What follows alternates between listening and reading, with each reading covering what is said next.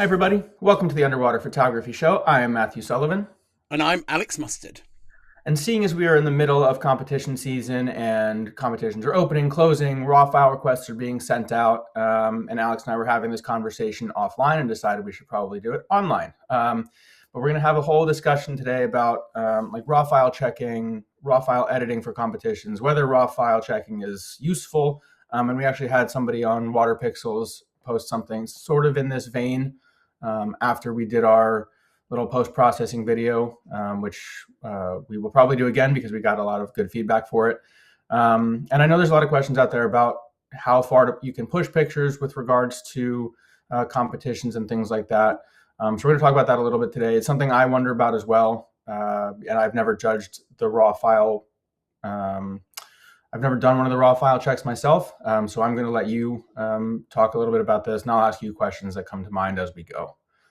I think the first thing to say is I think it's almost never been more important for competitions to do raw file checking, because if photographers want to continue to be taken seriously in visual media, it's really important people believe in our pictures.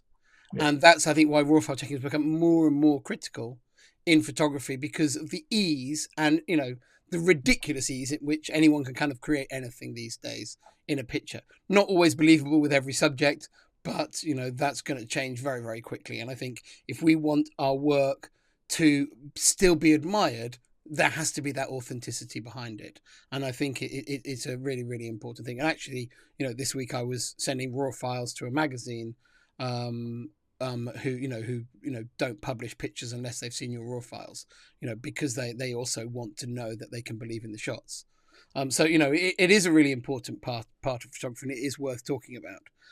I think the thing I'd like to talk about at the end, though, are the kind of current raw file rules that we are working to that are kind of industry standard. Is that standard right?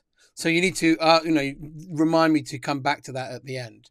But I thought I'd sort of start by, talking through my experience of raw file checking at competitions, because I know lots of people always are interested in that. I've been, involved in running competitions, since before the digital age. But once digital came along, raw file checking quite quickly came along, because there was something very pure about a piece of slide film. You knew that the photographer had taken that film out into the wilds, exposed those pictures, and they submitted a slide film. And that slide film was generally considered to be correct. That was what was taken in the field. Now, actually, right at the end of the slide era, it became very possible to scan your slides, put them into Photoshop, make changes, and then output them back to slides. And there was a very weird little period in the early 2000s when Photoshop predated digital photography, obviously, and where photographers were photoshopping their slides. And I'm not going to name names, because it kind of, at the time, it was kind of, those people thought this is pushing the frontiers of creativity. But I think retrospectively, it doesn't look quite like that. So I'm not going to name any names, but some very big names who remain big names to this day, won some important competitions with, not the wildlife photographer of the year, I should quickly say, but that I'm aware of, with Photoshop slides, where the slides have been into the computer, adjusted, and then put back onto the slide film, and then judged as a projected slide that everyone assumed was completely as captured. And there's, they're isolated examples, but it did happen, and in important competitions too. And that was quite an interesting development. Anyway, the reason raw file checking came in the early days of digital photography competitions is everyone's pictures were automatically going on a computer, and anything could be adjusted in Photoshop. Now, the capability of the software back then was very basic compared to now. But nonetheless, raw file checking was a great way of saying, okay, let's see exactly what you shot and compare it to what you entered. And as long as you don't push things too far, then we're cool with that.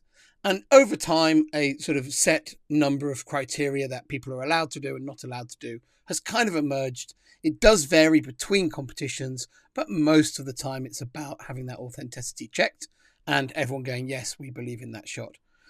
Certain genres of photography are much stricter than others in this regard. But that's by the by. we were talking beforehand about, for example, how I'm in the middle of doing, or about to start the raw file check as we record this for UPY this year.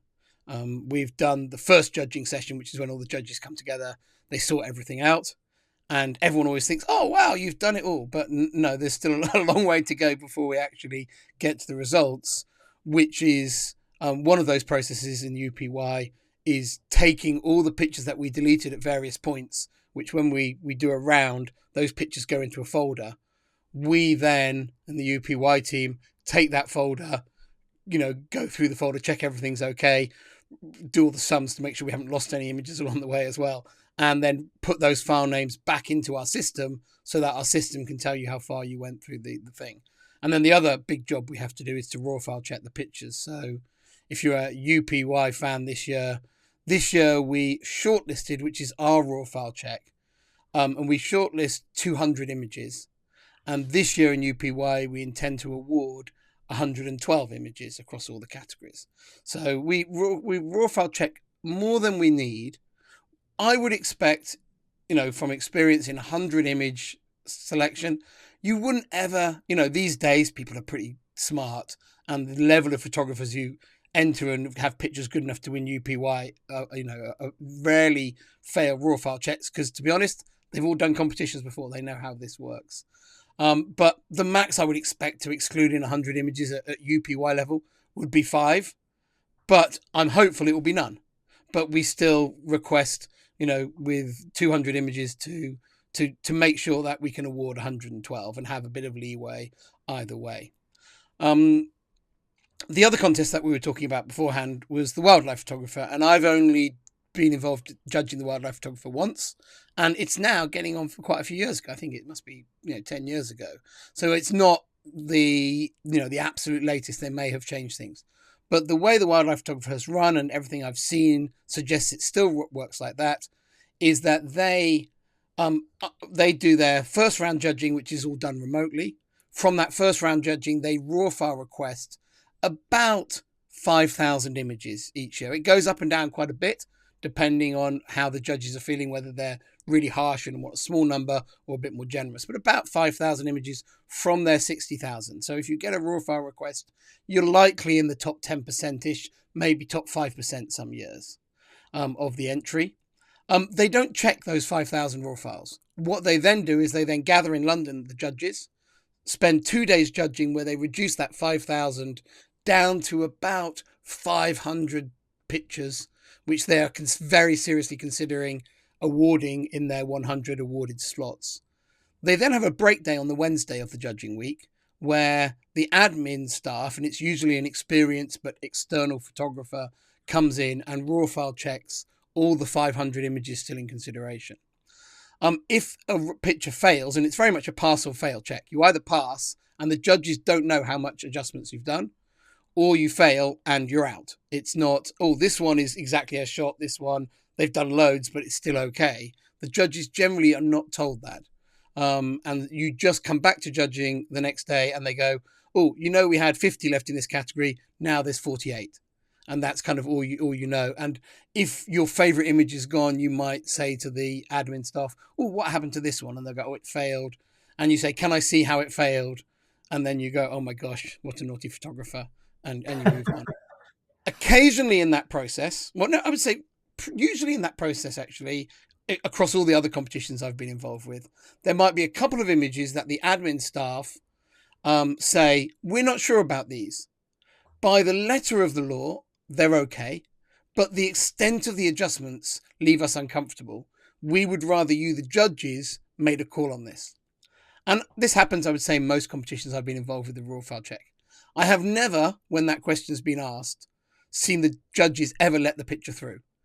The moment they see how much a picture is adjusted away, and it suggests to me that if the judges of most competitions did the raw file checks, the extent of adjustments that they would be happy with would be much lower than the letter of the law. So there are some pictures that sneak through because actually it's someone independent doing it. And I think that's quite interesting. We were asked about this after our question on that water pixels thing. And what I would say of my experience across all the competitions as a big generalization is I would say 70 to 80% of the pictures that you see in the contests, the raw files are really, really close to the final pictures. Just a few tweaks here and there, often not cropped, or just a slight re-angling or something like that. Very, very small changes.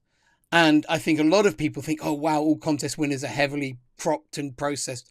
The good shooters shoot the stuff pretty much as you see it in the contest. Just needs a few tweaks. Okay, if it's a whale shot, probably quite a few tweaks on, getting the things to stand out from the blue. And actually, if you look at lots of whale shots, you see quite quickly how two shots that, basically the same composition, one of them might look amazing, one might look a bit lost in the blue. And that's often just the difference in processing between two photographers. But most of the macro shots, they kind of look exactly like they do. You get them, most of them aren't cropped, most of them aren't adjusted in any way out of the camera. Most of the wide angle shots of more controlled situations, kind of reefs that can be strobe lit or big animals, again, they're generally fine. Maybe some cleaning up, maybe some a small crop or something if there's a lot of heavy action, but it's generally pretty small stuff. I would say about 15% of that or so are quite extensively adjusted, but still within the rules. And I think those are ones that if a lot of judges actually saw them, they'd probably lose their support for that image. But because most contests run a pass or fail, actually those pictures still go through. And there are some very well-known pictures in underwater photography that I have seen, the raw files from checking competitions, which pass on that tick box. But for me, if any of the judges ever saw that original, they would all just go, no, that's not good photography. That's Photoshop. And I've never known any judge of any contest who thinks that these should be Photoshop competitions or processing competitions. They all think they should be shooting competitions. But because raw files are generally not done by the judges, they're done by the admin staff of most competitions, or not the full judging panel. Maybe one judge will take control of it and just pass or fail. It generally isn't, that doesn't feed back in. And that was really what I wanted to talk about in that final part. Yeah.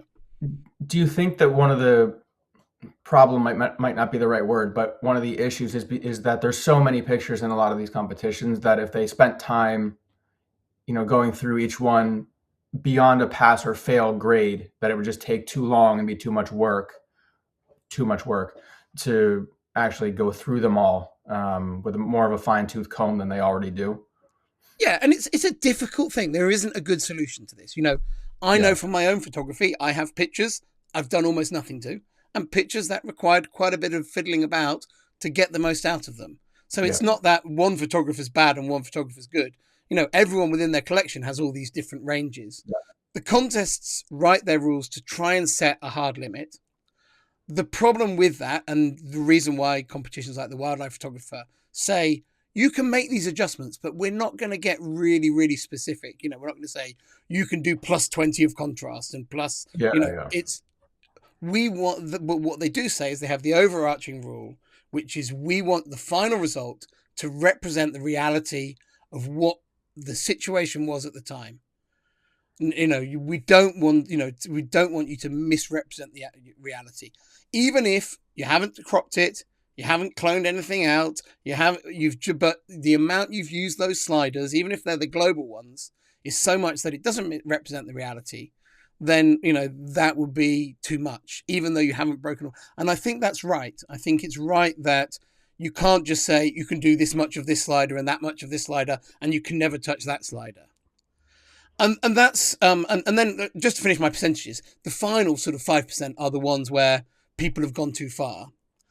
I would say that sometimes that does happen by accident, and that's not by accident I did this. It's more the fact that some photographers are totally obsessed with competitions and they spend the whole year planning the shots for competitions. In big competitions like the Wildlife Photographer, most of the the big name winners, they're professional photographers working.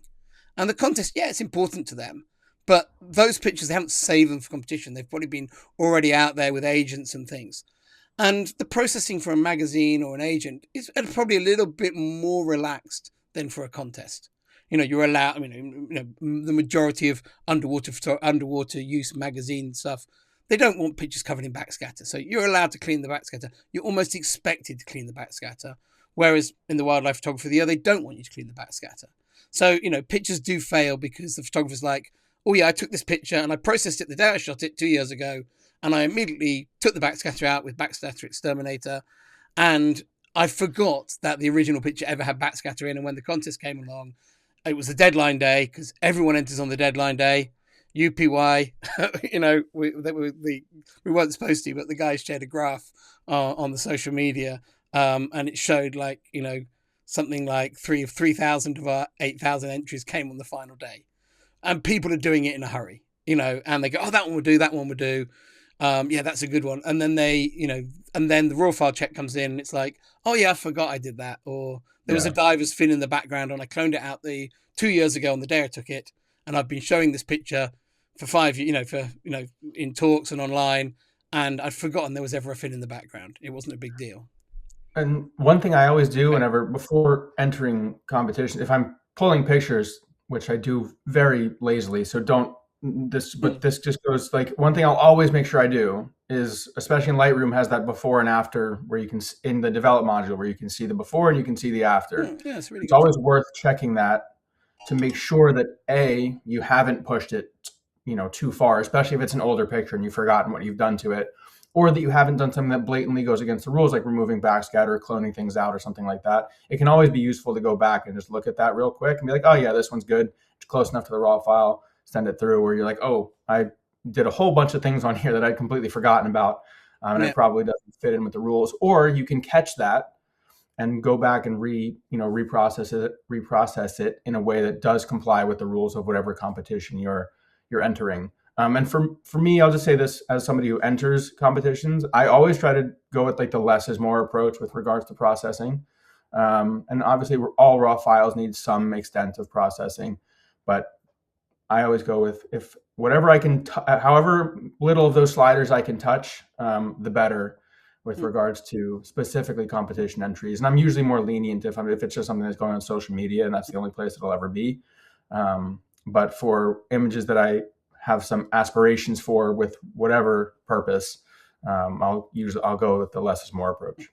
I would say overall that is, a good way to go about it. I don't think, many top competition winners come from images that are ridiculously rescued from a pile of rubbish. Yeah. They come from, amazing opportunities. That said, do remember, what I was saying before, that it's a kind of a pass or fail system, and you don't get extra credit for adjusting less. So, just bear that in mind. That said, that does lead me on very nicely to what I was kind of coming to, is I personally think that our raw file checks in contests and the structure of them, I think, is beginning to get a little bit outdated. And I think I have frustrations with the system, in that with this kind of pass or fail approach of, you don't, I think, a good solution would be to involve judges more in the raw file check. I think it would see more pictures failed, because the judges always are much harsher than the admin staff. And that's really just because they've fallen in love with the processed version. And when they see the unprocessed version, they're just like, oh, everything I liked about that wasn't really there. Or, or I love that composition, but that photographer didn't see that composition at the time of shooting. They found it afterwards by cropping. Yeah. And those things really, if you've invested your heart in pushing an image through the rounds of a contest, and the thing you love about it actually wasn't done underwater, wasn't done through the viewfinder, it was done with a crop, or you love the colors of that reef and how the photographers captured it, and then you realize that actually they completely screwed their strobes up and they spent ages masking different bits to get everything, and you're just like, that wasn't captured like, and then it often erodes your warning, and that I think is a good thing. And I think the majority of entrants would like it to be that way too, where the judges are properly involved in the raw file check, and that's why I do the raw file check in UPY, is for that reason. We haven't moved UPY onto these rules, or what I'm going to talk about now, but I would love this to be, because I think it's more important to be consistent with other competitions now. But I would love the community to begin to think this way, so all contests can go this way. And it's about, for me, I would like the raw file rules to be about representing the reality of what you shot, first and foremost. And the degree of change, it should be where the boundary is. It's kind of like you can use any tools you like in post-processing, but everything in moderation. You know, Yeah. for example, for me, I have seen pictures that are awarded in competitions where the raw file is, completely underexposed, massively dark, but actually when it's brightened up 3 or 4 stops, and noise reduction is applied to it because as a result, it looks really nice. And that shot is completely acceptable because it's just an exposure adjustment. Yeah. But that is poor photography and a massive adjustment. Whereas another photo where the photographer has just removed a little bit of backscatter from the corner of a otherwise perfect frame, that picture's kicked out. And that doesn't seem right. One, especially, and I just feel that it should just be more of an open book of here's the entered file, here's the original. How big is that change? And if you have, done a bit of cloning to get rid of some backscatter, or maybe you've done a wide angle shot and some other diver has is pushing bubbles through your picture. If you were, a National Geographic shooter with your own boat, there'd be no one there to blow bubbles through. But you haven't got that budget, so there's some other bozo in the water blowing bubbles through your picture. That's not lack of talent, that's lack of budget. That shouldn't be, that's a more extreme example. But so that's where I feel this kind of degree of change. It should just be a degree of change. Now, the photographers would all moan, and you're probably about to come to me with this, by going, we want to know what the rules are. We don't want this degree. How much is a degree of change? But I think if quite quickly the competitions actually had a photographer's section that if you entered, you could see the raw files of the other winning shots. I think that would be a great way forward. If you entered the wildlife photography this year, you could then log back in, for example, and see the raw files of the 100 winning images and see, they all had this relatively small adjustment. What we see is what we got. I think that would be great for teaching people the levels that we want. I think the photographers would love being able to see behind the curtain like that. I think it'd be a great education thing. You wouldn't show them to the public because it would undermine those winning pictures. You want the best versions going out to the public. But if you enter the competition, you get that privilege of seeing them. And, you say to people, look, don't screen grab these, it's not what we're doing here. You obviously can't stop people doing that, but I think that would be a really nice way forward and just say, and I think it would help everyone sort of get to a very similar playing field. Now, I don't think any of that's going to happen, but I would love this. We want things to be much closer to the raw files. We want things to represent exactly really what you shot at the time. We don't want these massive adjustments to pictures that are barely recognizable. But we'll also let you see behind the curtain if you're an entrant, and here are the raw files of the winners. And I would say with the vast majority of winners, people will be blown away how good the raw files are, and they'd go back to themselves and go, you know what, I need to improve my shooting skills. And I think it would just be a win-win like that, but it's not going to happen. I agree that so sort of what you just said is sort of what I was trying to say with regards to that.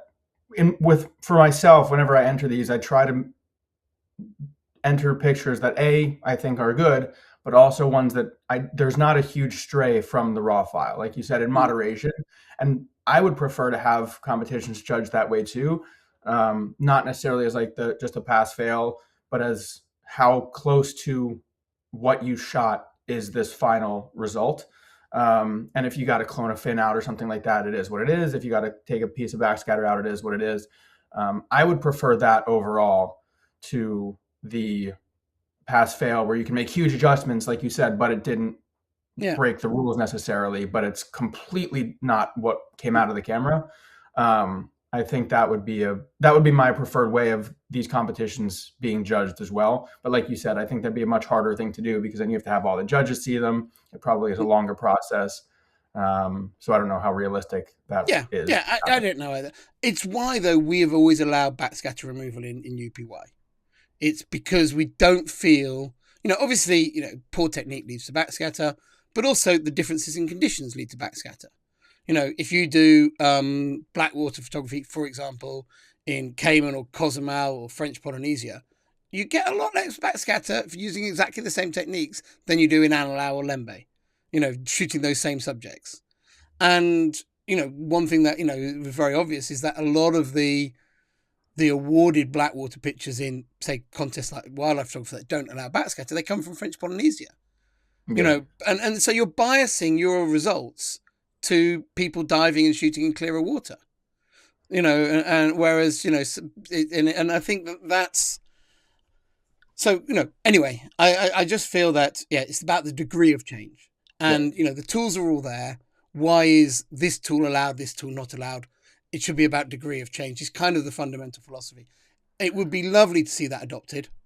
I think it would, and then particularly with the openness of then sharing the before and after, not with the public, but with the other entrants. So everyone who entered gets that privilege. And it would also, I think, be really good if you're told when you enter a competition, oh, by the way, you're going to win this great prize, but we're also going to show if you win, we're going to show all the other entrants your raw file.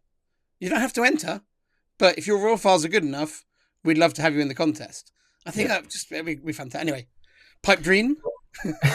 So, but I think this ties in with a future episode. So, also in that water pixel thread, and something that you and I have discussed, I think we'll do a future processing episode where we take pictures that have been awarded in competitions, not specifically just random pictures, and then do the whole editing process for those images, how they were done for for whatever competition it happened to be.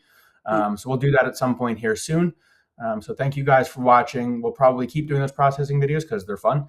And it's nice to have lots of feedback on those as well, whether you tell us our original picture sucked or whether you said it was good.